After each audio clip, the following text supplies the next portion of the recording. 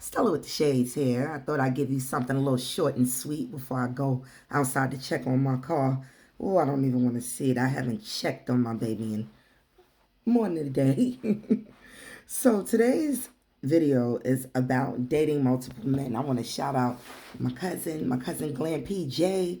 She shared a post with me where there was one of these experts, dating experts, coaches, and her advice, which is it's not new advice, but she was telling a talk show host that one of the best things that a woman can do for herself while dating is to date multiple men. Multiple men. Now that's some real solid advice. If you can find one man, one decent man that you even want to save in your contacts, where are women finding these multiple men? That's not always a option. Multiple men. Like I said, you can barely find one man that you want to sit still with, sit at a dinner table with, or at a lounge, a bar, anywhere.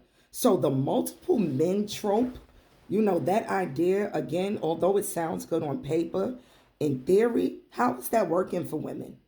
So in my dating experiences, I don't have the issue as far as dating multiple men. That's a gamble. If you meet a bunch of guys and they're nice and you can date them, fine. But if you don't, then what? What happens when you meet that one?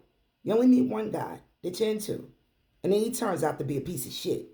See, what I think a lot of women need to learn, instead of the whole date multiple men, which isn't always a choice, how to detach and separate yourself from that grief and that stress when you meet that one and he doesn't turn out to be the right one.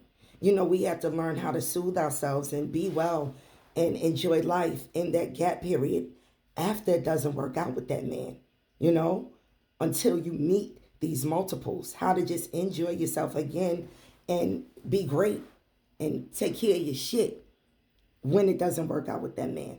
But for all my women who are dating multiple men, I'm just curious, is that working? Are you just going to all of these events, restaurants, and brunches, and meetups, and R&B bangers? Hey, shout out to the 9 a.m. banger. Like, you just going and meeting all of these multiple men. And, I haven't dated like that since COVID. I talked about it in my podcast. I called it my summer of shame. Yeah, I dated multiple men, but you know what? It was actually pretty good. But hey, I'm just, if multiple men is working for you, fine. But if not, try not to get so stuck on the one. That's all. Move past the one so that you can leave yourself open for dating multiple men. How about that? Stella with the shades. Love you.